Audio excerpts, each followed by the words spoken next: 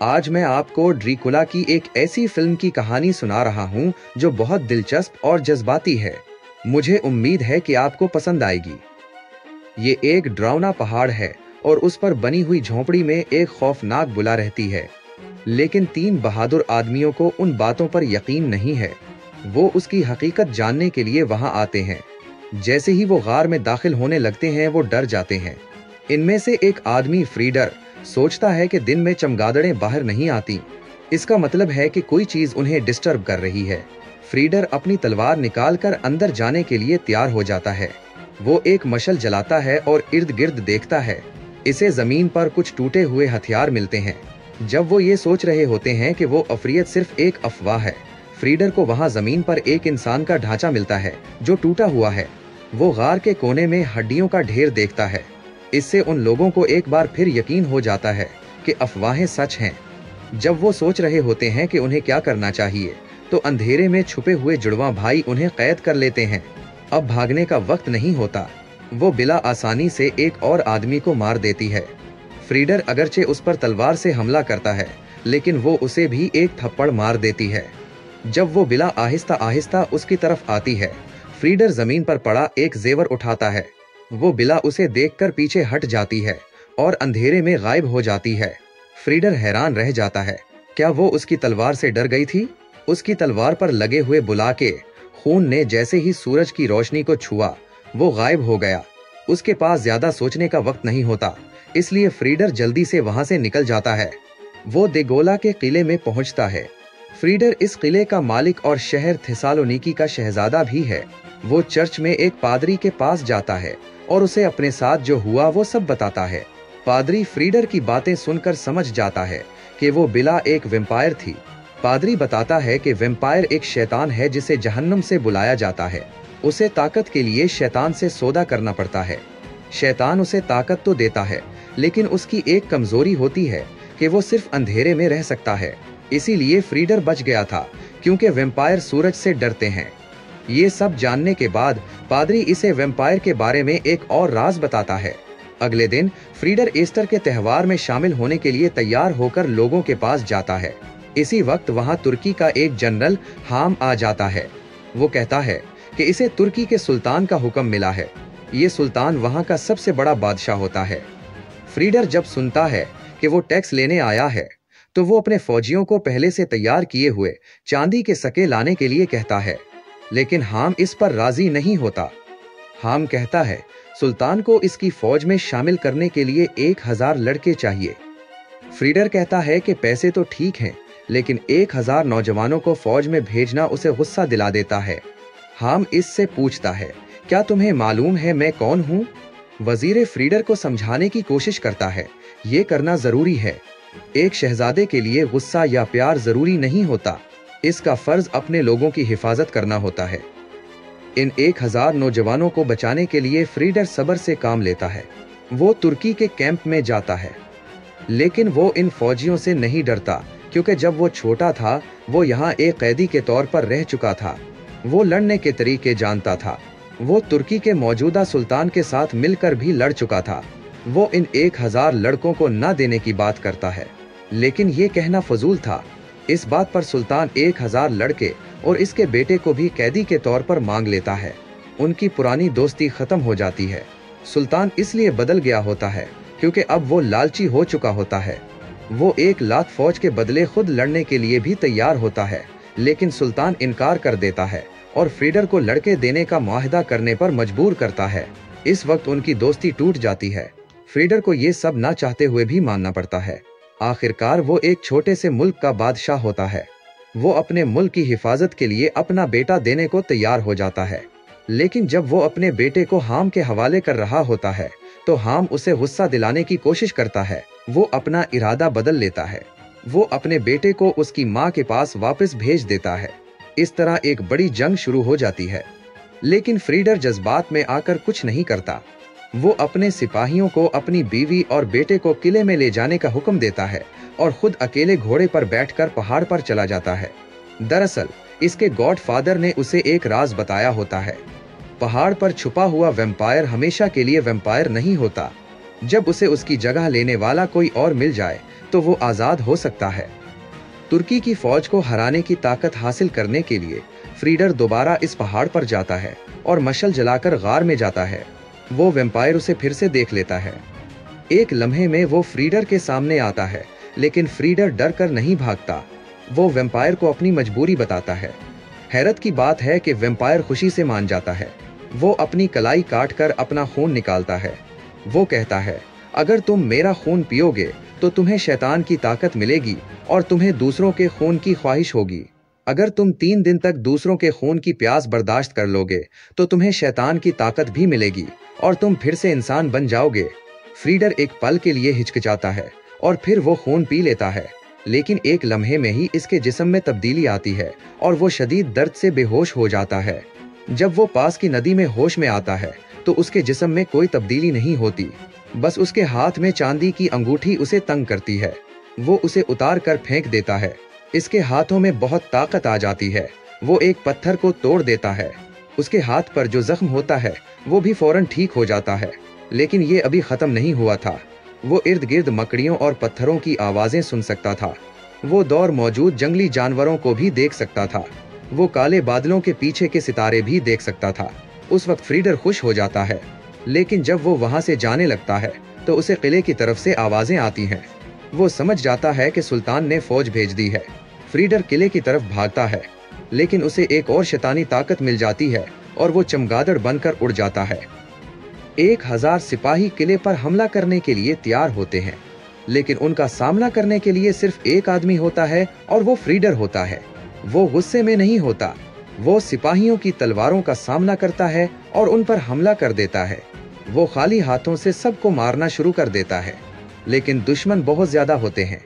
उसके पास चमगादड़ बनकर मैदाने जंग में उड़ने के अलावा कोई रास्ता नहीं होता। वो बिजली की रफ्तार से दुश्मनों को मारता रहता है। ये जंग घंटों चलती है। इसमें हजारों सिपाही मारे जाते हैं। फ्रीडर को कोई चोट भी लगती है तो वो फौरन ठीक हो जाती है। ये शैतानी ताकत का फायदा होता है। उसने तुर्कों के हजारों सिपाहियों को मारा था। अब उसे इससे भी बड़े इंतकाम की फिक्र होती है, इसलिए वो सब लोगों को लेकर पहाड़ के ऊपर बने हुए मंदिर की तरफ चल देता है। इस तरह तुर्की की तोपें उनका कुछ नहीं बिगाड़ सकती। ये सिर्फ एक दिन का सफर होता है। जब लोग रास्ते में आराम कर रहे होते हैं तो फ्रीडर देखता है कि उसके आदमी इससे छुप रहे हैं। ये देखकर इसे बुरा लगता है। वो अकेला जंगल में चला जाता है, लेकिन एक पुरअसरार आदमी इसका पीछा करता है। वो जानता है कि फ्रीडर को खून की तलब हो रही है। वो एक छुरी से अपनी हथेली काटता है और खून फ्रीडर को देता है, लेकिन फ्रीडर उसे नहीं पीता, क्योंकि वैम्पायर ने उसे बताया था कि 3 दिन बाद वो इंसान बन जाएगा।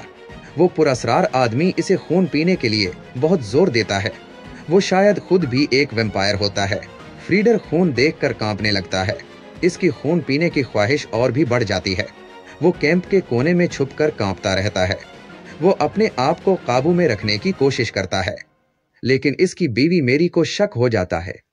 जब वो इसके जिस्म के तमाम जख्मों को ठीक हुआ देखती है तो फ्रीडर समझ जाता है कि अब वो छुप नहीं सकता। वो कैंप से बाहर आता है। सूरज की रोशनी से इसकी जल्द खराब होने लगती है। मेरी को सारी हकीकत मालूम हो जाती है और उसे अपने शौहर पर अफसोस होता है। चूंकि फ्रीडर दिन में बाहर नहीं जा सकता था, मेरी उसे रात में लोगों को मंदिर तक पहुंचाने को कहती है। लेकिन जंगल में तुर्की के कुछ सिपाही होते हैं। इनका काम मलका और शहजादे को पकड़ना होता है, लेकिन फ्रीडर चमगादड़ बनकर उन्हें मार देता है। वो सब मंदिर में दाखिल हो जाते हैं, लेकिन सिपाहियों के मरने की खबर तुर्की तक पहुंच जाती है। सुल्तान को पता चल जाता है कि फ्रीडर एक अफरियत बन गया है, लेकिन वो फिर भी हार नहीं मानता। वो 1 लाख फौज भेज देता है, लेकिन वो अपने सिपाहियों को डराने के लिए उनकी आंखों पर कपड़ा बांधने का हुक्म देता है। लेकिन उससे पहले कि वो कुछ कर पाता, फ्रीडर के लोगों में मुश्किल पैदा हो जाती है। लोग सुनते हैं कि उनका शहजादा एक अफरियत बन गया है, तो उन्हें लगता है कि वो उनमें और दुश्मनों में फर्क नहीं कर पाएगा। वो फ्रीडर को इसके खेमे में आग लगाकर मारने की कोशिश करते हैं। फ्रीडर आग में बुरी तरह जलने लगता है और वो चीखता है। गुस्से की वजह से उसकी ताकत और बढ़ जाती है।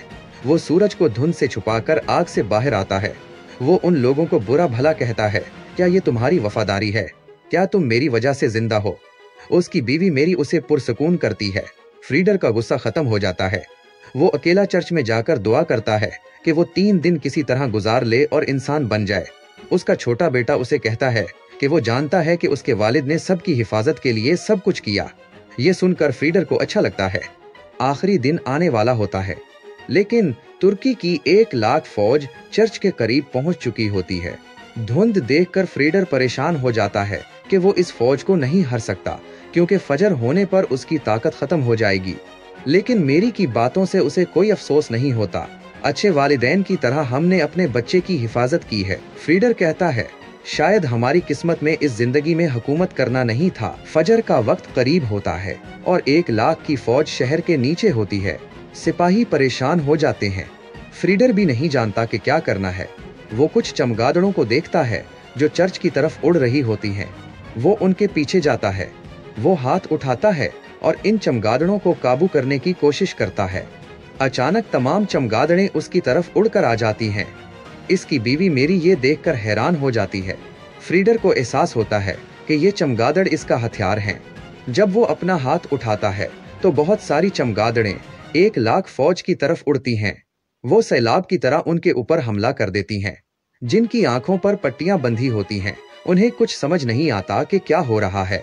फ्रीडर उनके करीब आता है और चमगादड़ों को हवा में एक बड़ी मुट्ठी बनाने के लिए कहता है। ये मुट्ठी फौज को मारती है। उसके बाद वो चमगादड़ बनकर दुश्मनों में घुस जाता है ताकि सुल्तान को मार सके। वो सोचता है कि अगर सुल्तान मर गया तो पूरी फौज हार जाएगी, लेकिन सुल्तान बहुत चालाक होता है। उसने अपने एक खास आदमी को अपनी जगह बिठाया होता है। वो फ्रीडर से पूछता है, वो कहाँ है? उसके बाद फ्रीडर चमगादड़ बनकर वापस आता है, क्योंकि एक तुर्की का दस्ता मंदिर में दाखिल हो जाता है और मलका को जख्मी करके शहजादे को ले जाता है। जब फ्रीडर को मेरी की चीखों की आवाज आती है तो वो समझ जाता है कि कुछ गलत हुआ है। वो सिपाहियों को मारने जाता है, लेकिन मेरी गिर चुकी होती है। सूरज ऊपर आ रहा होता है। फ्रीडर ज्यादा सोचता नहीं है और अपनी बीवी को बचाने के लिए उड़ता है, लेकिन वो देर से पहुंचता है। फ्रीडर बहुत गमगीन हो जाता है। दूर खड़ा सुल्तान मुस्कुरा रहा होता है। वो पकड़े हुए लोगों को लेकर पीछे हट जाता है। जब फ्रीडर नाउमीद हो जाता है तो मरती हुई मेरी उससे आखिरी ख्वाहिश पूछती है। वो इससे अपना खून पीने के लिए कहती है ताकि फ्रीडर एक असली वैम्पायर बन सके। वो ऐसा इसलिए कहती है ताकि फ्रीडर अपने बेटे को न छोड़े और उसकी हिफाजत कर सके। अपनी बीवी की ख्वाहिश के लिए फ्रीडर राजी हो जाता है। जैसे ही वो खून पीता है, वो एक बहुत बड़ा वैम्पायर बन जाता है। अब वो सूरज से भी नहीं डरता। उसकी शक्ल भी आहिस्ता आहिस्ता आम लोगों जैसी होने लगती है। लेकिन फ्रीडर बहुत गमगीन होता है। अपने गुस्से को काबू में करके वो इस शहर में आता है जिस पर हमला हुआ होता है। लोगों को जख्मी और मुर्दा देखकर वो अपनी कलाई काट कर जख्मियों के मुंह में अपना खून टपकाता है। इस तरह जख्मी लोग वैम्पायर बन जाते हैं। वो तारीक आसमान की तरफ देखता है। बहुत सारी बिजलियां गिरती हैं और अंधेरे से एक आदमी बाहर आता है। ये फ्रीडर होता है जो इंतकाम लेने आया होता है। अब वो दिगोला बन चुका होता है। वो अब एक आम इंसान नहीं होता। वो चमगादड़ बनकर कैंप में दाखिल होता है। उसके साथ वो वैम्पायर भी होते हैं जिन्होंने अभी अभी उसका खून पिया होता है। कोई भी उन्हें कैंप में दाखिल होने से रोक नहीं पाता। दिगोला ज्यादा झगड़ा नहीं चाहता होता है। इसका मकसद सिर्फ सुल्तान और इसका बेटा ईगो होते हैं। वो सुल्तान के खेमे में जाता है, लेकिन सुल्तान पहले से तैयार होता है। उसके हाथ में चांदी की तलवार होती है और जमीन पर बहुत सारे चांदी के सके होते हैं। दिगोला को ये सब तकलीफ देता है, लेकिन वो पीछे नहीं हटता। वो सुल्तान से लड़ता है, लेकिन उसकी ताकत अब कम हो चुकी होती है। बहुत देर लड़ने के बाद वो बुरी तरह हार रहा होता है। जमीन पर गिरते हुए सके उसे और भी तकलीफ देते हैं। अचानक वो गिर जाता है। सुल्तान उस पर आखिरी वार करने वाला होता है, लेकिन दिगोला फौरन चमगादड़ों के झुंड में बदल जाता है। वो सोचता है कि सुल्तान को मारकर जंग खत्म कर देगा, लेकिन वो वैम्पायर जिन्होंने उसका खून पिया होता है बगावत कर देते हैं। वो सोचते हैं कि अगर वो दिगोला को मार देंगे तो वो उससे भी ज्यादा बड़े वैम्पायर बन जाएंगे। फ्रीडर ने ये तवक्को नहीं की थी। खुशकिस्मती से इसका नेक दिल गॉडफादर वक्त पर आ जाता है। वो सलीब लेकर उन भूतों के सामने खड़ा हो जाता है। वो दिगोला के पास आता है और ईगो को ले जाना चाहता है। दिगोला को बुरा लगता है, लेकिन वो जानता है कि उसका बेटा सिर्फ गॉडफादर के साथ ही महफूज रहेगा। अपनी बीवी की आखिरी बात को याद करके वो अब महफूज है। मरीना देगोला इस दुनिया में नहीं रहना चाहता था। वो अपनी ताकत से आसमान को तारीक कर देता है। सूरज की रोशनी से वो तमाम वैम्पायर राख में बदल जाते हैं। देगोला भी मुजाहमत नहीं कर पाता और वो भी गिर जाता है। इस तरह जंग खत्म हो जाती है। लेकिन ये अंजाम नहीं होता। वही पुरस्कार आदमी जो पहले जंगल में मिला था वो दोबारा आ जाता है। वो अपनी हथेली काट कर अपना खून देगोला के मुंह में डालता है। इस तरह इसकी जान बच जाती है। हजारों साल गुजर जाते हैं और अब 21वीं सदी चल रही होती है। देगोला की शक्ल नहीं बदलती और वो अब भी सूरज की रोशनी में रह सकता है। वो लोगों में अपनी बीवी जैसी एक लड़की को ढूंढ लेता है। देगोला के लिए मीना को देखना ऐसा होता है जैसे वो अपनी बीवी मेरी को देख रहा हो। मीना भी इसकी बातों से बहुत मुतासिर होती है। वो दोनों एक दूसरे के साथ चले जाते हैं। वो पत्थरों का गिरोह जो गार से आया होता है वो फिर से उनके पीछे लग जाता है। आपको ये वीडियो कैसी लगी कमेंट करके बताएं और ऐसी मजीद वीडियोस के लिए चैनल को सब्सक्राइब करना ना भूलें।